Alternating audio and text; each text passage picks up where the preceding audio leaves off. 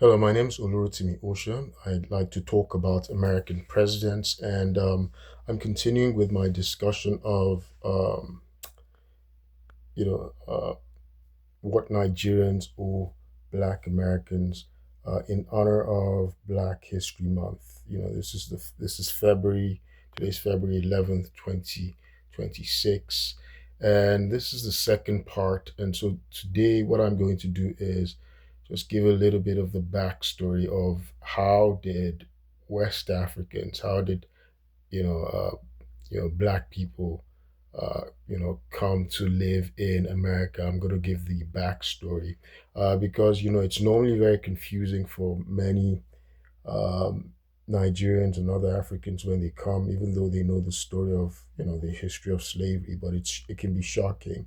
Um, I remember there was a friend, somebody in my church, and we once lived together. And he had just arrived, and one day he came home frustrated, and he was telling me how he asked me a question that he didn't understand the source or the reason for the animosity that Black Americans showed him and other Africans. This was his perspective.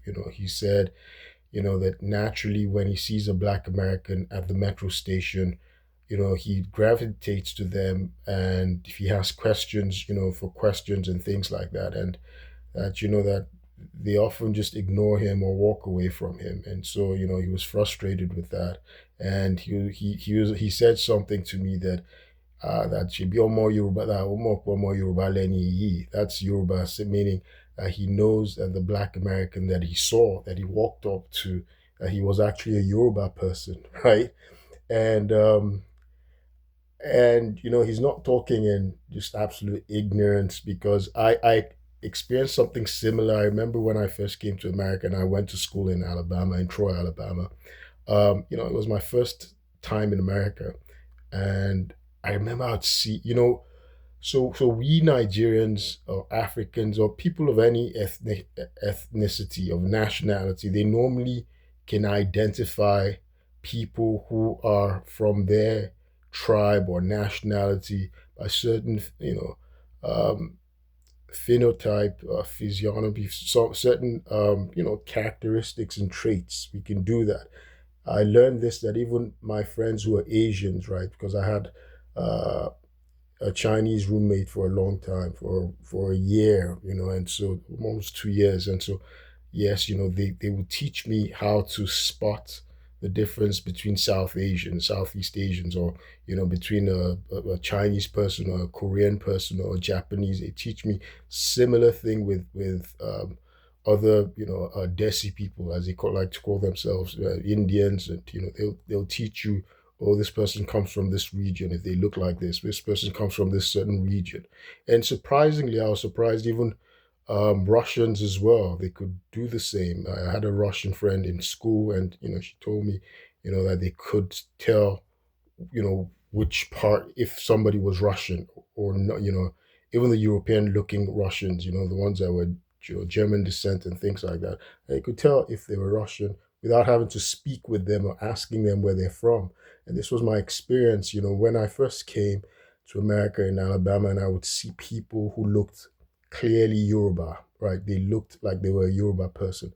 And I would start speaking Yoruba, and they'd be like, no, no, no, no. They're from here, man. They're from America. They don't know. And so I learned, not to embarrass them or embarrass myself, to stop doing that. Because, first of all, if you're in a foreign land, you're excited to see somebody you think is from back home. But I learned to stop doing that. And then the other thing is, it takes a while for many Africans, because to learn to stop telling people, African Americans who've been here, they're descendants of people who've been here for 400 years, they've cut off from Africa. It doesn't matter how their appearance is, their physical appearance. They still carry the genes.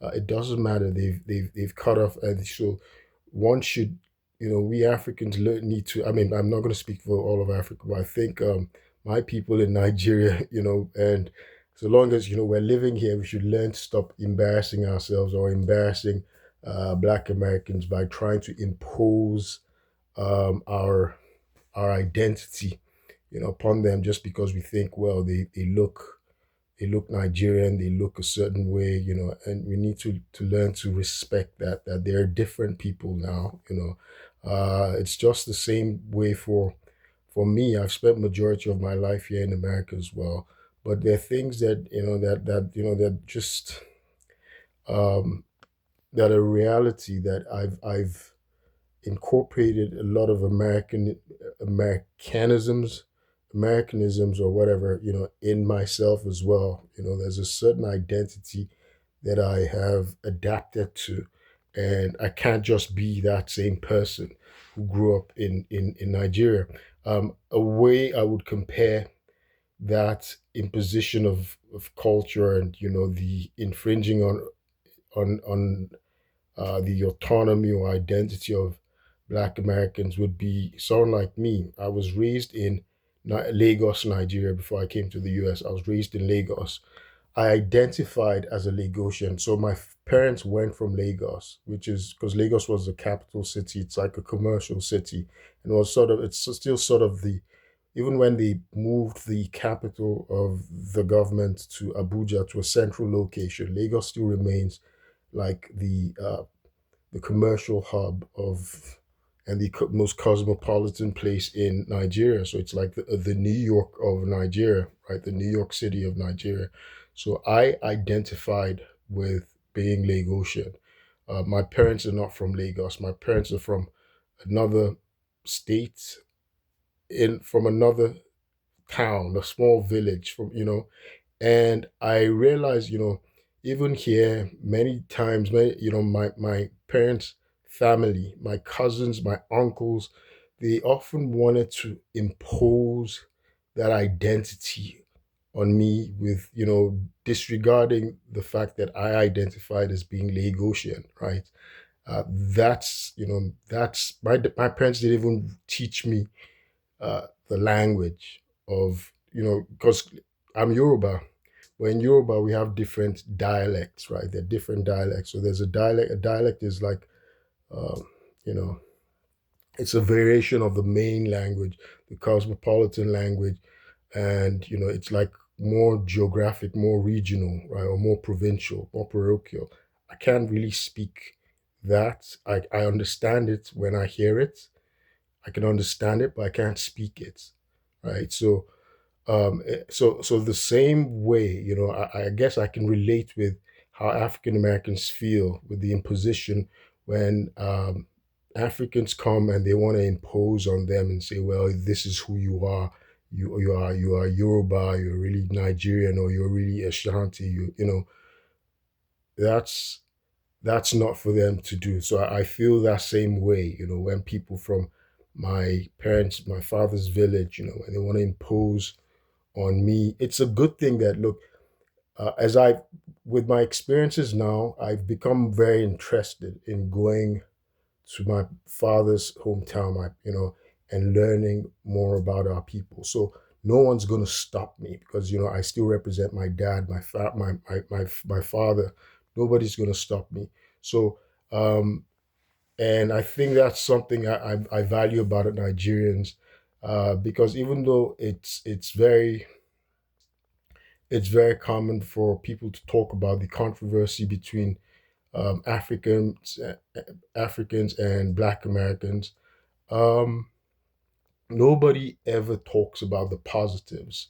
Um, Even the most standoffish, elderly Nigerians. When I ask them, I've never met a Nigerian or an African. And Nigerian, I mean, I wouldn't say I haven't taken a sample of all Africans, but Nigerians, elderly people that I know. I've never met one of them that would say, hey, if African Americans ever wanted to go and claim their rights and say, okay, hey, they're from Nigeria, they're Yoruba, they want to claim and they want to have land, would you stop them? Would you say no? None of them has ever said no. And it's not that they need the money of Africans or anything, no. Deep in their heart, I know many Africans feel compassion and they feel this conflict in them to see people that they know are their relatives look like them. They can actually look at a Black American and say, oh, this person's ancestors came from this Yoruba tribe. This person's ancestors came from Igbo tribe. Those features are still there. They're very pronounced. They can look, for the Ghanaians, Ashanti or whatever, they can look and say, oh, this person came from this place, and so they feel that conflict, right?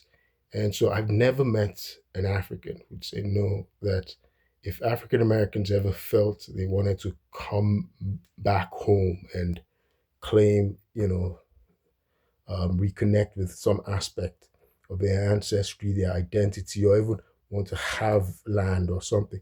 I've never met any African say no. And it's not that Nigerians, at least Nigerians, the Nigerian country is rich in resources, right? And so it's not that Nigerians need anything from African Americans, but it's just that they feel it's their heritage. That's why they wouldn't stop them. They wouldn't say no, no, no, no. You should stay over there. No, it's their right. That's how they see it, And so there's that quandary. There's that conflict, that dilemma there.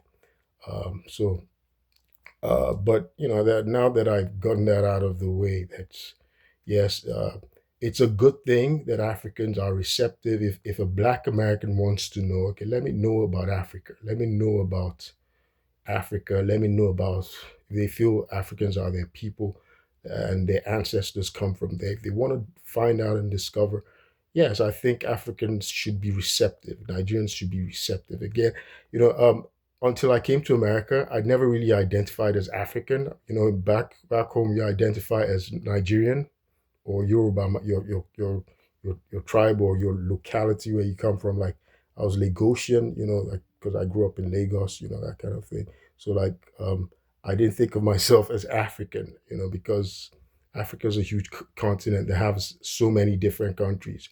There's Ghana, there's Cameroon, there's Ethiopia, there's South Africa, there's Algeria. There's so many different countries there. So one doesn't say African, when you're back home say I'm Nigerian, and I can say I'm Yoruba as well in terms of my tribe, and I can say I'm Lagosian in terms of where I came from. So that's the thing that sometimes perplexes um, new um, new Africans when they come and they see people who clearly look like them, and they're wondering, hey, why is it that and it's confusing for them, and I think Black Americans don't often understand how that's jarring for an African I mean a Nigerian person when he comes and he's looking at that person and is like, hey, that isn't this is this guy from Yoruba. This is I could even tell where he's probably from in Nigeria. Why is he talking like this? Like he doesn't even know anything about the culture. So it's confusing for them. It takes a while to adapt, and so it's really very very jarring. But funny, something used to happen to me when I moved to the DC area. There was one time a black cop, was looking at me suspiciously, and he was talking to me at a store. It was a black guy. In fact, fortunately, it was my neighborhood, so he knew me, had been seeing me, and it was in my neighborhood. And he was like, I think it was like a chief. It was like somebody, maybe a captain, something high in the police, whatever. And one day he said something to me. I look like I could be from Southeast. That was my first time of hearing Southeast. I'm like, what Southeast? It was like Southeast DC. That you look like a guy just straight from Southeast. That he doesn't. He kept looking at me. So I guess the same sort of suspicion of confusion that hits a Nigerian when they're seeing a Black American for the first time and they're conversing with him and they're looking at this guy. Looks like he's just from Lagos, Nigeria. Why is he talking like this? Why does he have very different mannerisms, right? I guess that this. I remember the day, and he wasn't the only. He wasn't the first. He wasn't the first person to. I mean, he wasn't the only person to ever do this to me, right? Several there have been other blacks. It's like you just look like you're from Southeast DC. You look like somebody that was born in South. And I remember, I don't know, so it can be offensive. So yeah, I think Nigerians should. Let's let me not say Nigerians should stop doing that. There's some, especially in DC, right, the DMV area, because DC people are very but for the most part, the Black Americans in the DC area are very Afrocentric. They're very Pan Africanist. So you normally see, especially at Howard area, you normally see people. Um, and like I said, I don't do it anymore. But when I first moved to the area, I would say, "Hey, do you know you look Nigerian? Do you know you look like Yoruba?" And things like that. And they'd be Black American, and they would smile, and they'd be like, "Yeah, I get that a lot," right? And they'd smile, and they seem happy to hear it. But I think it can be embarrassing. It can be offensive. Even though sometimes you want to hear it, it's not every time you want to hear it. It's just like me. I love ice cream. Yeah, I love. There's certain things I like. Chocolate, and but if people want to just bring me chocolate or ice cream, these treats all the time, it would be offensive because I don't. You don't want to do the same thing all the time, right? People have. There's a moment, there's a season for everything, and everything in moderation, right? Everything is timing and moderation. But yeah, so that's now that I've gotten that out of the way, I thought let me talk about how it is that um, I'll do a subsequent video. This has gotten long already. Today, I wanted to talk about uh, the institutionalization of slavery in America. Of course, the people who came to, the first Africans who came to America, it wasn't like they had a farm in Africa, in West Africa, where they were actually growing, breeding people to be slaves. No, many of them were, they had normal lives. Some were kings and they found themselves kidnapped and they became, they found themselves in the Americas and they had to now adapt and become, enslaved. Some left behind their children, many left their children behind. They already had kids. Some had, of course, all of them left behind their siblings and families back in West Africa and parts of Central Africa, mainly Angola. Angola is kind of interesting because the first person to own uh, the first person who's recorded in the American colonies, right? So slavery, had become institutionalized in the Latin American colonies, right? They introduced African slavery in, the Spaniards, the Portuguese. They introduced, slavery in their colonies in Latin America since the 15th, 16th century, right? But in the American colonies, the first Africans that came that were transported were not permanent slaves. They were servants. They were chattel slavery did not become institutionalized until about 1661, 1662. 1662 in Virginia, when the House of Burgesses passed the law of partus sequitur ventrum, which meant that the enslaved followed the womb, right? The status of a child of a person followed the status of the mother, right? So that was what made slavery permanent. So the early Africans who came, who were in the is it the Jamestown colony in Virginia, 1619, from about 1619 they were treated as servants. They were servants, indentured servants. Their their status was not different from the white indentured servants. Yes, there were white indentured servants as well at the beginning of the colonies. I have done videos discussing this. Maryland was one of those places that actually had.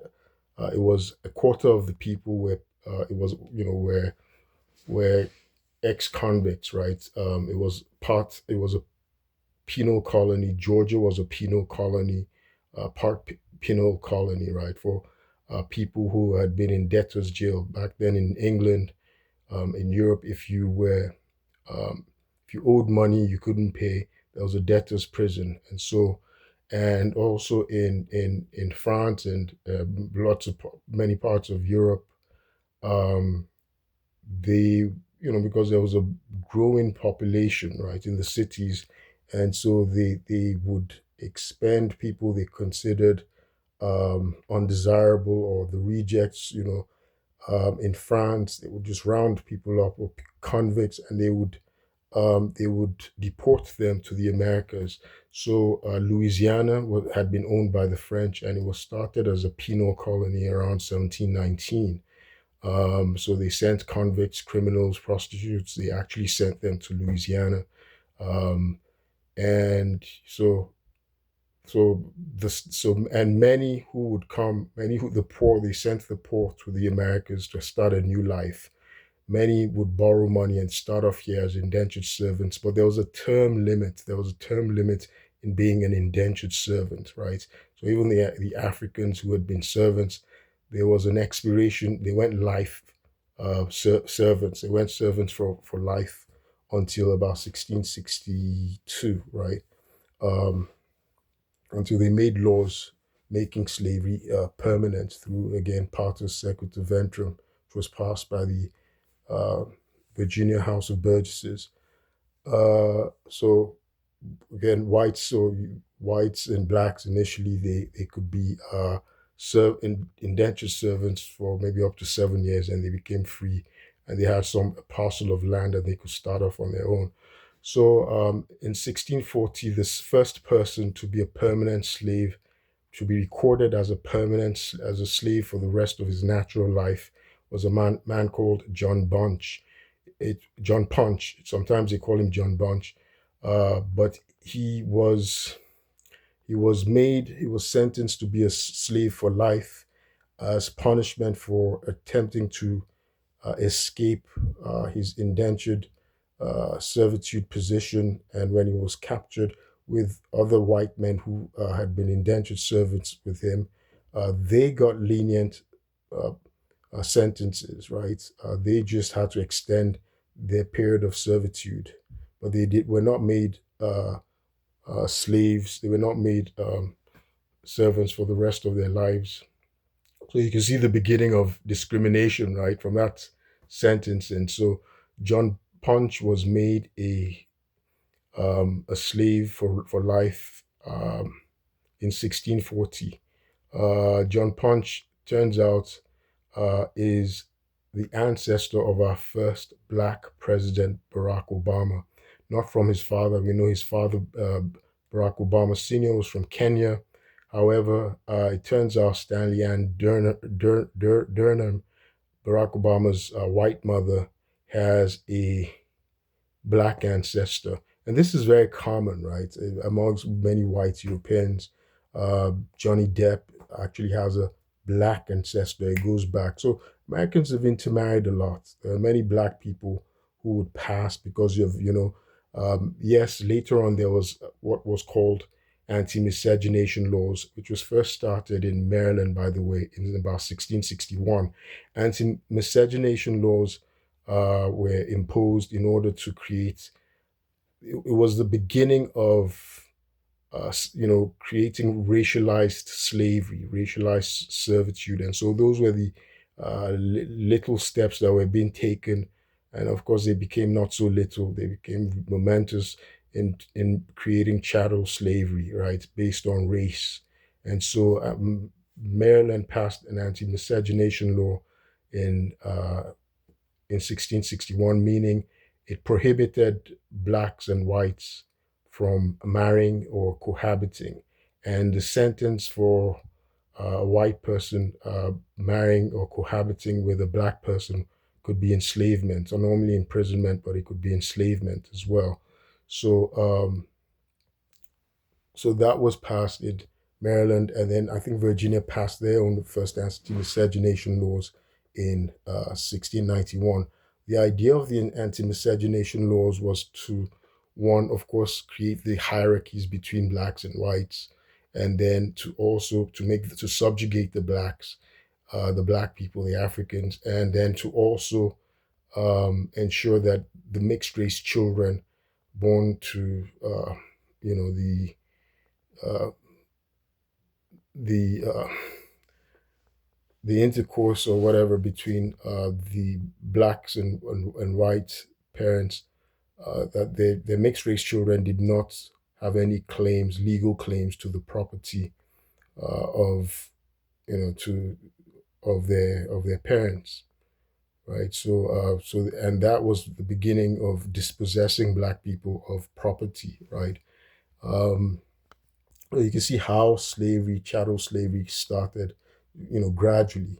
And so John Punch, again, like I said, he was the first person who was made a permanent slave, and it turned out that he's the ancestor of our first black president, Barack Obama, from his white mother, right? From his white mother. Um, Now, after him, I had mentioned the first person, right? So that was through a criminal. That was a criminal statute. It was from a criminal case that John Punch was made a permanent slave, right? Because he had tried to escape servitude, his indentured servitude. Again, indentured servitude had a term limit. Typically, was like 7 years. But when they caught him, they sent and convicted him for trying to escape. They sentenced him to be a slave for the rest of his natural life. And the first person to own a slave, right, from a slave for right life from a civil case. So that was a criminal punishment. That was that John Punch had imposed on him because he committed a crime, right? Which was attempted to escape servitude. But the first person who owned a slave permanently, not as a sentence for a crime, but in a civil suit, right, was actually a black man, an African. He was actually born in Africa, and they identify where he came from as Angola, right? His name was Anthony Johnson. So he had initially been a slave and an indentured servant himself. He got his freedom, and then he was a very industrious person. He was a very industrious person, was industrious, and became a large property owner. He owned about over 500 acres of land, and so he got to own.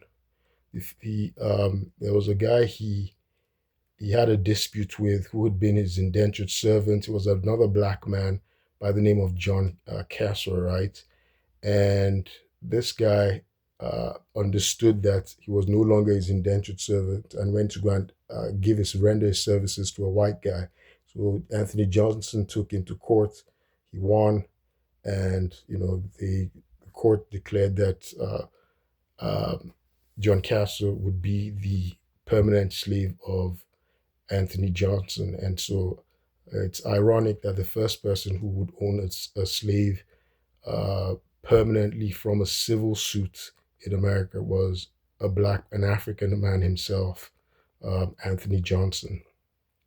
So that's the history of how Black Americans started becoming enslaved in America, and of course they started to institute laws like as I said, Partus Sequitur Ventrum, which was passed in 1662 through the Virginia House of Burgesses, and it ensured that um, the children of an